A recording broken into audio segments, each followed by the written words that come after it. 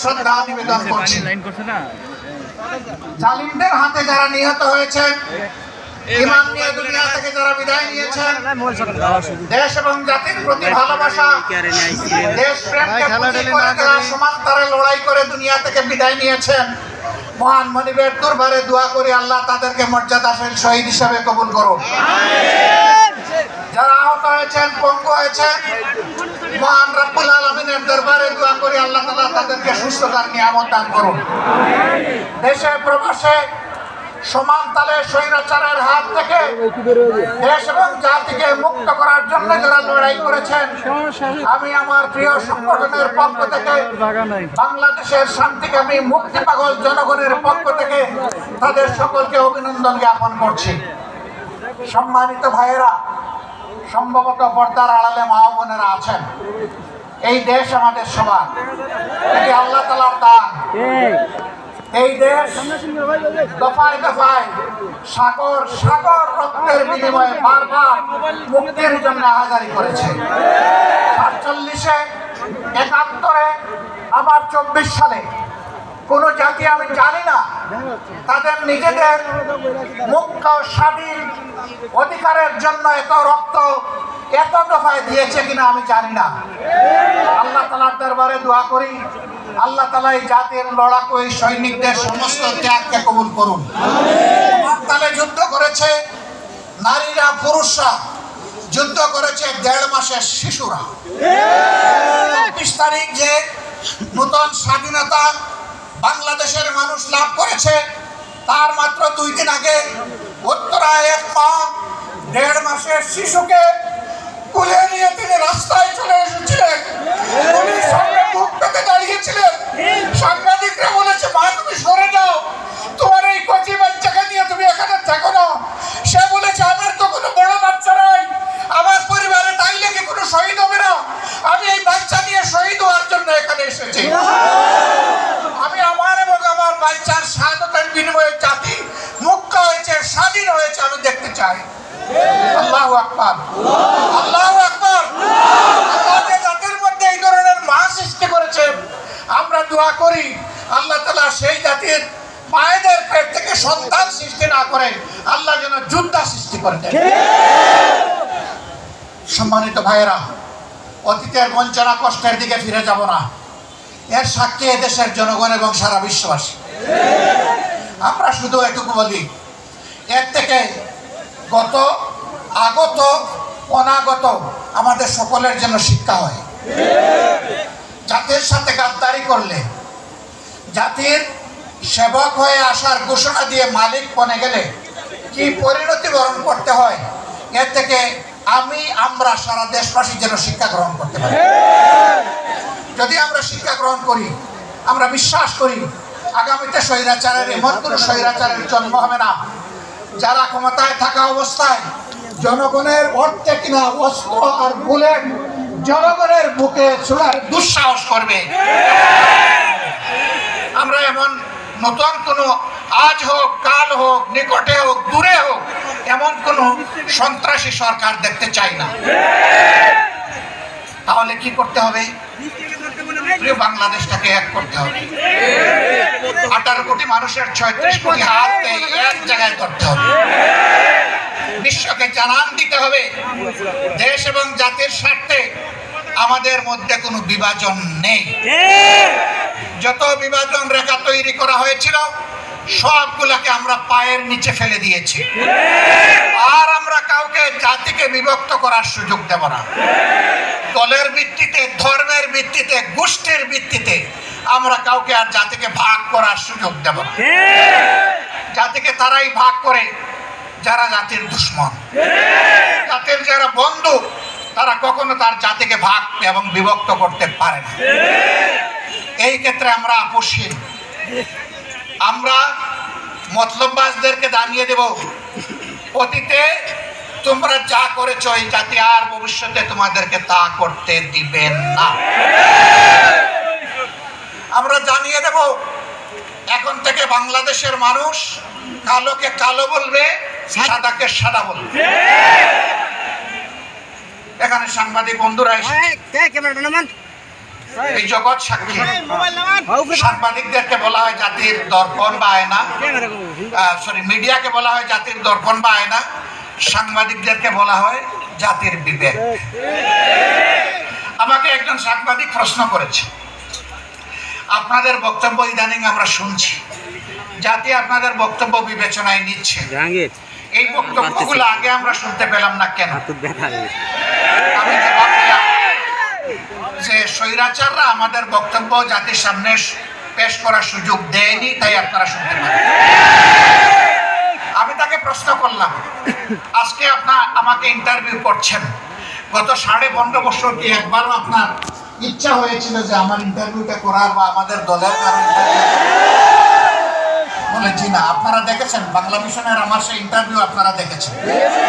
তিনি বলছেন জি না। আমি বললাম কেন আসলেন না? বলে যে পরিবেশ ছিল না। বলে তাইলে আপনার প্রশ্নের জবাব আপনার কাছেই আছে, আমার কাছে চাইতে হবে। আমরা কি চাই? আমরা চাই এমন একটি দেশ হবে যেই দেশে কোনো বৈষম্য থাকবে না। বলবেন যে বৈষম্য তো সব জায়গায় দেখি কম বেশি। বৈষম্য থাকবে না তার মানে সবার উচ্চতা গলা কেটে সমান করে দিতে হবে, তাই না? না, আল্লাহ যাকে যেটুকু নিয়ামত দিয়েছেন, ইজ্জত দিয়েছেন, তিনি তার ইজ্জত অনুযায়ী জাতির কাছে মর্যাদা পাবেন। একজন সাধারণ শ্রমিক, তাকে আমি অবহেলা করব না, কারণ আমার নবী বলেছেন তার গায়ের ঘামের ফুটা শুকাবার আগে তার পারিশ্রমিক, তার পাওনা তার হাতে তুলে দাও। বলবেন তাহলে কি প্রতিদিন বেতন দিতে হবে? হ্যাঁ, যদি শ্রমিকরা চায় প্রতিদিন দিতে হবে। আর যদি বলে যে না, মাসের শেষে আমার বেতনটা ঠিক মতো আমাকে দিয়ে দিয়ে, তাহলে সেভাবেই দেবেন। এখানে কোনো ধরনের তাল বাহানা চলবে না। তবে আমাদের দেশে মতলববাজরা মালিক এবং শ্রমিকের মাঝে সংঘর্ষ বাধায় রাখে। যদি উদ্যোক্তা মালিক না থাকে, আমার শ্রমিকটি কোথায় কাজ করবে? শিল্প যদি না বাঁচে, আমার কর্মসংস্থান কোথায় হবে? যারা এই সমাজের দুশ্মন, তারাই শিল্প ধ্বংস করতে চায়। তারা শ্রমিকদের আবেগকে উস্কে দিয়ে রাস্তায় নামায়, মরে শ্রমিকরা বেনিফিট নিয়ে ঘরে বসে তারা। আবার কিছু মালিক আছেন, তারা চান যে শ্রমিকের শুধু ঘাম নয়, পারলে রক্তটাই নিয়ে নেই। এটা অন্যায়। শিল্প তারা বাঁচাবে, আপনি তাদেরকে বাঁচতে দিন। আপনি তাদেরকে সম্মান করবেন, তারা সমস্ত শক্তি উজাড় করে আপনাকে সব কিছু বিলাই দেবে। শিল্পের উন্নতি হবে, তাদেরও উন্নতি হবে। আমরা ওই রকম বৈষম্যহীন একটা সমাজ চাই। আমরা এমন একটা সমাজ চাই যেই সমাজে জন্ম নেওয়া প্রতিটি শিশু জন্ম নেওয়ার পর থেকে 4টি অধিকার তাকে তার সরকার দিতে বাধ্য থাকবে। একটি হচ্ছে তার খাওয়ার অধিকার, অর্থাৎ তার খাদ্যের যোগান দিতে হবে। অপুষ্টির কারণে কোনো শিশু মারা যাবে না, বিকলাঙ্গ হবে না। দ্বিতীয়টি হচ্ছে তার আশ্রয়, তার মাথা গুজার একটা ঠাঁই থাকতে হবে। তার সাথে মর্যাদায় মিলে এরকম একটা জায়গা তাকে তৈরি করে দিতে হবে। কারণ নিজের সামর্থ্য থাকে, সরকারের কাছে সে অবশ্যই চাইবে না, কিন্তু যার সামর্থ্য নাই তাকে অবশ্যই আশ্রয়ের ব্যবস্থা করে দিতে হবে। এরপরে এই শিশুটির অধিকার হচ্ছে সে যাতে একটা সুস্থ নাগরিক হিসাবে গড়ে উঠতে পারে, এই জন্য তার জন্য স্বাস্থ্য সেবা নিশ্চিত করতে হবে। এরপরের অধিকার হচ্ছে তাকে সুশিক্ষা দিতে হবে। আজকে বহু সন্তান, লক্ষ লক্ষ সন্তান মায়ের পেট থেকে জন্ম নিয়ে এই 4 অধিকারের কোনোটাই পায় না। তারা বস্তিতে দুকে দুকে কাঁদে আর আল্লাহকে চিৎকার দিয়ে বলে, আল্লাহ আমরাও তো এই সমাজের মানুষ, আমাদেরকে একটু সম্মানজনক বাঁচার কোনো অধিকার নেই। আমরা এই জায়গাটাকে সমতলে আনতে চাই, দেখতে চাই। সম্মানিত ভাইয়েরা, আর আমরা কি চাই? আমরা চাই ব্যবসায়ীরা তাদের জায়গায় ব্যবসা করবে, কোন দুর্বৃত্ত চাঁদাবাজের সাহস হবে না তার কাছে গিয়ে চাঁদা চাই। যাকে আল্লাহ তাআলা গরিবী হালতে রেখেছেন, প্রয়োজনে সে ভিক্ষা করবে, কিন্তু কোনো ক্যাডারকে এর আগে চাঁদা দিতে হবে না।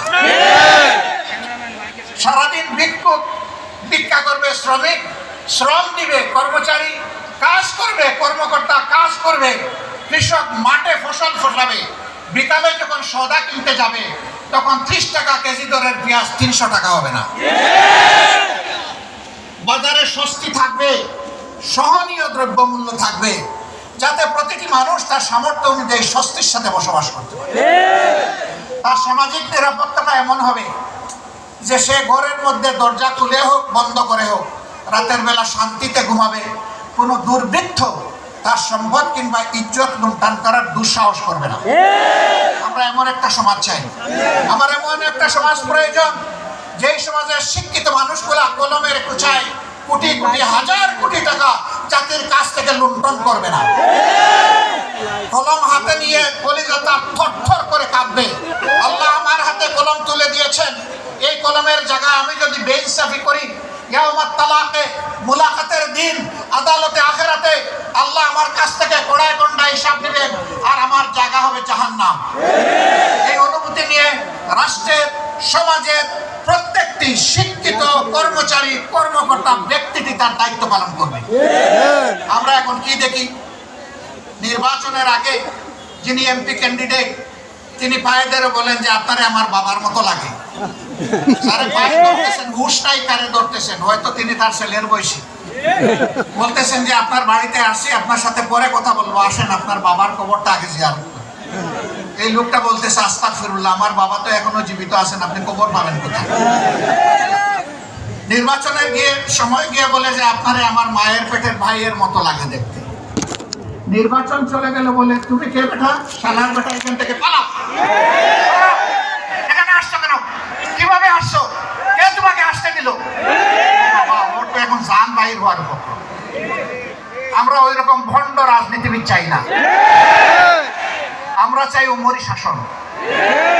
রাতের বেলা উমরের সবাই ঘুমাবে তার রাজ্যে, তিনি খলিফা, তার ঘুম তিনি জনগণের জন্য আল্লাহর কাছে ওয়াকফ করে দেবেন।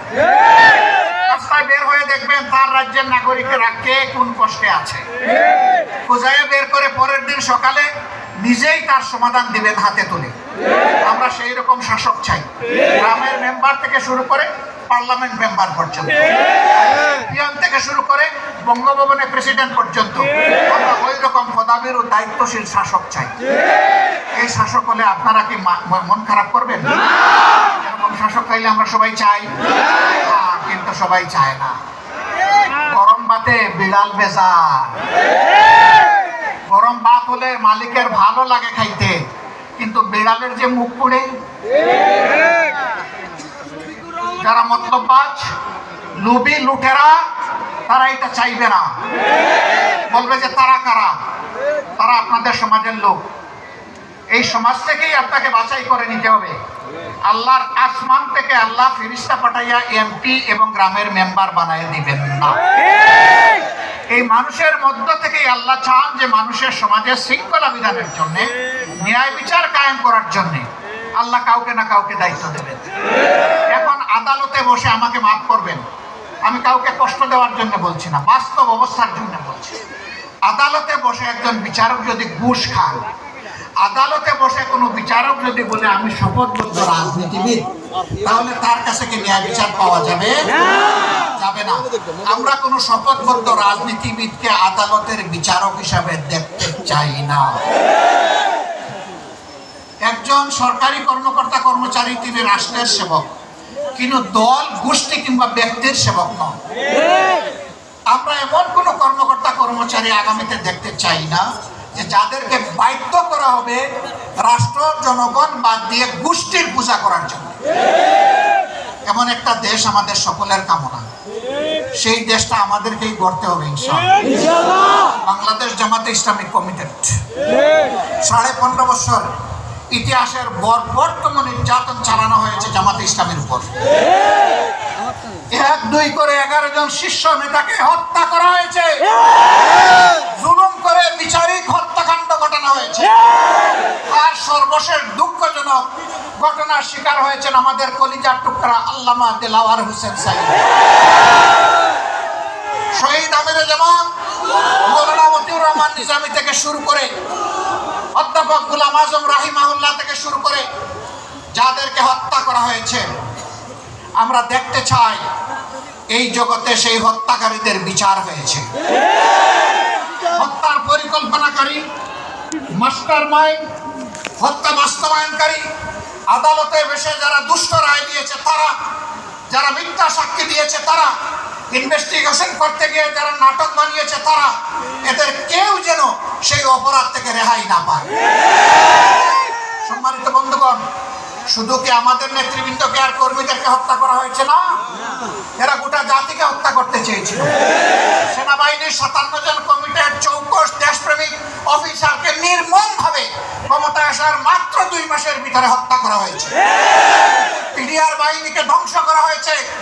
নিজেদের ক্ষমতায় যাওয়ার সিঁড়ি হিসেবে তাদেরকে বলির পাতা বানানো হয়েছে। এসবগুলার বিচার চাই। নিরীহ মানুষগুলা যারা জেলে বন্দী আছে তাদের সবার মুক্তি চাই। এটিএম আজহারুল ইসলাম, তিনি কি দুষ্কার ছিলেন? তার বিরুদ্ধে 1.5 মাইল দূর থেকে অমাবস্যার রাতে তারে নাকি দেখে চিনছে, এটাও সাক্ষী তার বিরুদ্ধে। এইরকম বাজে সাক্ষী, মিথ্যা সাক্ষীর মাধ্যমে, বাজে এবং মিথ্যা অভিযোগের মাধ্যমে যারা চলে গেছেন তাদেরকে ফেরত পাবো না। কিন্তু আমরা দেখতে চাই যে আজহারুল ইসলাম সাহেবের উপর এখন যেন ন্যায় বিচার করা হয়। সম্মানিত ভাই ও বন্ধুগণ, আমরা বলেছিলাম আমরা প্রতিশোধ নেব না, আইন হাতে তুলে নেব না। মহান রবের শুকরিয়া আদায় করি, 56,000 বর্গ মাইলের আমাদের 2.5 কোটি সহযোগী আল্লাহর মেহেরবানি চরম ধৈর্য ধারণ করেছে। কেউ বলতে পারবে না এত বড় পরিবর্তনের পরে তারা কারো গায়ে হাত দিয়েছে, কারো ইজ্জতে টান দিয়েছে, কারো কাছে চাঁদা চেয়েছে, রাজপথ অথবা ফুটপাত দখল করেছে, কোনো ব্যবসায়ীকে হয়রান করেছে, হুমকি দিয়েছে। আল্লাহর মেহেরবানি কেউ বলতে পারবে না। যে আল্লাহ তৌফিক দিয়েছেন, আবার মাথা নত করে সেই আল্লাহর শুকরিয়া আদায় করি, আলহামদুলিল্লাহ।